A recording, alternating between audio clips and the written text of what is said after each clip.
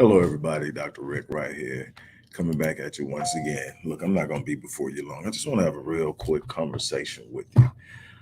As you know by now, my goal is centered and focused on entering into 2022 on a strong note. My focus is making sure that as many people as possible don't go into 2022 flat footed. So often we go into new transition periods and thinking that the next phase will offer the opportunities that the current phase didn't offer. Well, we don't realize we're creating opportunities with the way we think. We're creating opportunities with the way we move. We're creating opportunities as we reposition ourselves each and every day in our thinking, in our thoughts, in our positions, in our actions. And when you move into another one, say, well, I'm just going to wait till I get there and I'm going to start over. You're starting flat footed and you're starting with the same mindset that got you what got you in the past. It was Albert Einstein that said, you will never solve your current problems using the same thinking that got you there. So if you're going to move into something different, if you're going to do something different, you've got to change your thinking. You've got to change your approach. You've got to change your habits. You are the result of your habits in thinking, your habits in action, your habits in how you confront every issue in life. So I have three simple questions I want to ask you. I want you to contemplate them for a while, and then I'm going to share something with you, and then I'll be done. The first question is, what are you trying to achieve? What is it that you are trying to achieve? The second question, what is it that you're trying to avoid? The final question, what's your next step? Now, if you don't have a clear, and I mean clear cut, highly visual imagery uh, answer to all three of those questions, there's an issue because you need all three operating in unison and in harmony, in alignment with one another. You need to know what it is you're trying to achieve. You should be able to tell somebody what it is you're trying to achieve in 3 sentences or less. And when you get real sharp, you should be able to define it in 1 sentence and people know exactly what you're talking about. That's how specified and specific your focus has to be to get somewhere. The less focused and the more ambiguous you are, the more you end up in places you didn't want to be because you didn't know you were moving in the wrong direction until it was too late. You get there and you realize this doesn't feel right. This isn't what I was looking for. You need to know what you're looking for with such specificity that you know the direction, you know where it's at. I know I need to head that direction. I know I can't go that way and get it. I know I can't go that. It's right over there, and that's where I need to go get it. I need to be facing the direction I'm headed in. But that calls for clarity in vision. What are you trying to accomplish? Okay. As much as you need to know and focus on what you're trying to achieve, you also need to know what you're trying to avoid. You don't want to give it a whole lot of attention, but you need to know you're not supposed to be heading toward it. You need to know you're not supposed to be entertaining it. You need to know those things. Second of all, what's your next step? If you don't know your next step, then you're stuck. You can't move. You can't build momentum being static. You need momentum to build the force that will carry you through some of the more difficult times. A lot of people get bogged down because they never develop momentum. But why? Because they're not moving. They're not taking action. They're thinking about it.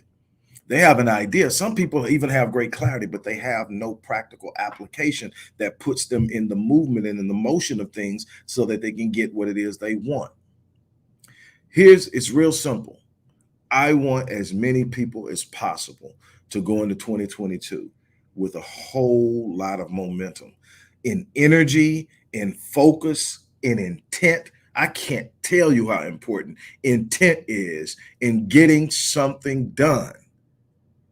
What are your intentions? How are you moving? Are you real deliberate in your intentions? So that's what deliberate means. It means an intentional focus on something so that every action is aimed at accomplishing something. That's the specificity of movement that creates success. You don't get it by going. That's why people, even when people do something and it turns out great, they can't ever replicate it because it wasn't done intentionally. They happened upon it. It was an accident. It was an epiphany. It was something that came about. But when you know where you're going and every step has a purpose, every movement has a purpose, there is something intentional in everything you do, then you can understand what you should expect. You can understand how you're approaching it. What I want you to do is if you can't answer all three of those questions with the highest level of specificity, and you can clearly see how you're moving into 2022 so smoothly and powerfully that you can see January, February, March, April, May, June, how those months are going to look for you, you need to come over and let's make it happen. I want to help you do it, and I want to help you do it in a way that's not going to be 6 months down the line. I want to help you do it in a way that you know you're going to leave this month, because this is it. This is December. I've been talking about this since August and September. And see, back then it wasn't a lot of urgency because people don't see how quickly these months come up and how things transition. Now we're in December. We are weeks away from transitioning into an entirely different year with new opportunities, new things, but are you going to be prepared to seize them? Because see, opportunities don't fall in your lap. They are seized. They are identified and seized. And when you're really truly focused, they are created. What I want to do is I want to help you get there. If you're serious about it and you want to make it happen, click the link and sign up for a rapid change breakthrough session. I'm going to sit down with you. I'm going to give you a DISC assessment. I'm going to tell you what your personality makeup is, how you normally function, what your strengths are. Because the one thing a lot of people make the mistake in doing is they learn they have weaknesses, and they spend all their time trying to strengthen their weaknesses, and they don't realize the gift is in their strengths. You were meant to be better at some things than you are at other. It doesn't mean that you don't want to become better in the areas of weakness. It means your strengths are what's going to open doors for you. And especially when you're trying to accomplish something now, you don't have time to strengthen your weaknesses. You got to ride your strengths. You got to know what I can do now. What am I good at? How am I going to best accomplish this? Some people are organizational. Some people are compliant. Some people are independent thinkers. Some people are critical and creative thinkers. Some people move outside of the box almost all the time. You need to know how you're going to do it. Are you going to do it by following a real specified step-by-step process, or does that bog you down and bore you? Do you need to be in something where every moment you're thinking and you got to be fast on your feet because it livens you up and it gives you a sense of, you need to know that about yourself. I'm going to do that DISC assessment. I'm going to let you know where you're at, where you're going to be strong at. But I'm also going to sit up and help you get a real clear image, a real clear vision. I'm going to help you put it in writing. I'm going to help you put it in images. I'm going to help you put it in front of you. I'm going to show you how important it is to write it down, why you need to write it down, what you're going to do once you write it down. And then we're going to look at it at a distance, and we're going to take the first step. That's what it's about. I want to help you. I do this all the time, and I do it for much more than I'm doing it now. But I want to help you.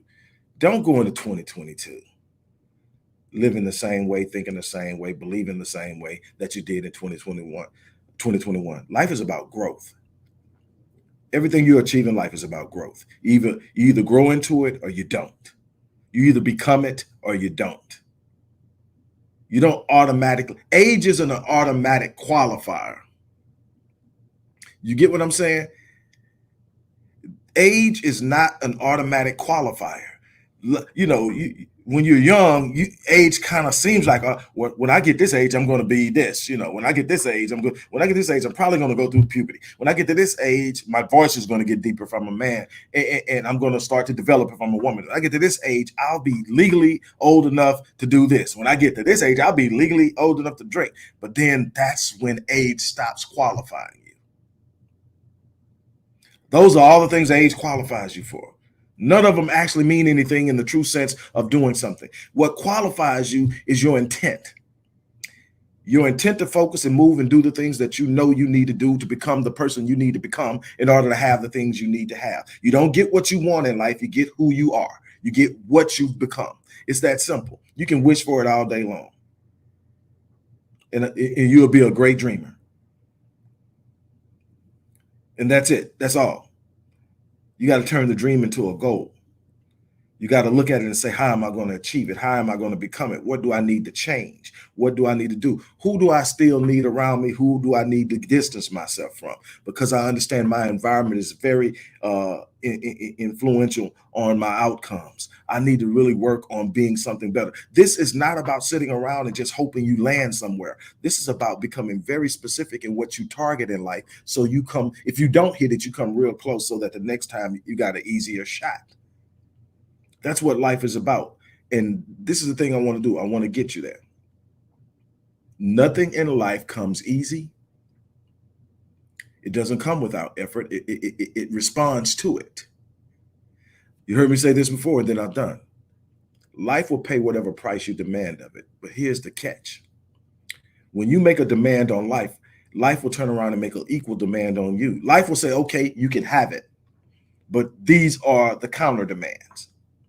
I had a guy, this is a real life situation. I had a guy come to me, said, man, I've been married to my wife for, well, I think it was 8 years. I've been married to my wife for 8 years. And I'm a great provider. My wife doesn't have to work. My wife, blah, blah, blah. And I could tell he was really proud of being married. He was really proud of being a provider.